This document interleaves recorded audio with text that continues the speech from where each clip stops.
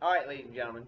So, welcome this afternoon here. We're dealing with factor markets right now. That's what we've been working on, and we just kind of wrapped up.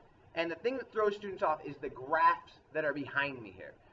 Normally, students have not a lot of trouble figuring out how much a worker is worth in terms of product, marginal physical product, or taking that and figuring out what that worker or that piece of machinery is worth in terms of dollars, the marginal revenue product. And remember, the rule is fairly simple here. The dollar value of a machine or a worker, well, you're not going to pay them a wage that's bigger than what they bring in, right? So your rule here that the marginal revenue product has to be greater than or equal to the wage in order to be hired is still the same. And it's just being illustrated back here. So we're going to take a look at it real quick. And I want you to remember, we're dealing with a perfectly competitive labor market. So that means that the market is really, really powerful. All the factors or inputs are identical. They don't have any difference in skill or ability.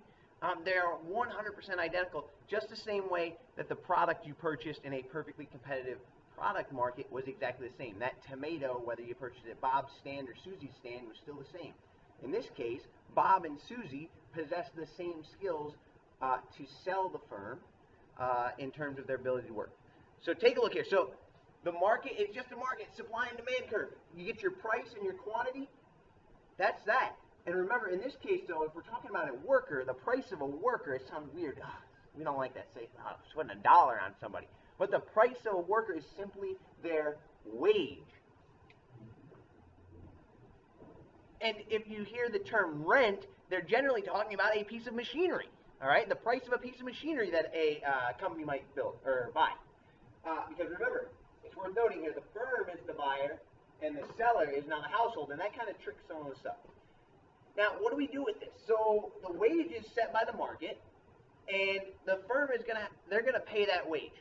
And notice they can go out and they can hire and they can buy as many workers as they want at that wage because every worker is one and the same. The workers have no ability to influence the price because that's up to the market.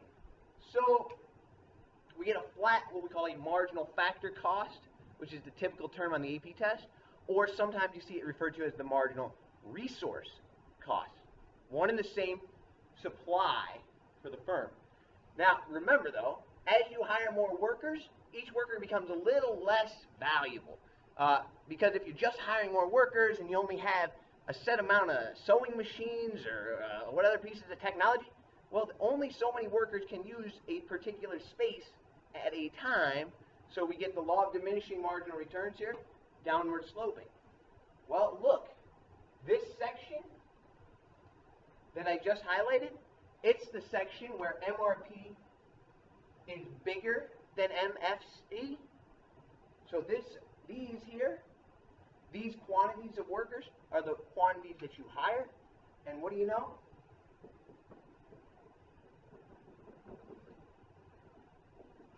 Your profit maximizing level of workers hired or machinery hired is where they intersect. Notice it's just a little different application of MR equals MC. Marginal revenue, marginal cost.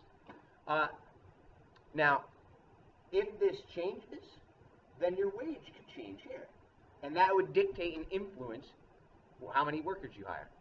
I'll do one more video on that real quick. But if you have any questions about the broad view, let me know before we get to the specifics.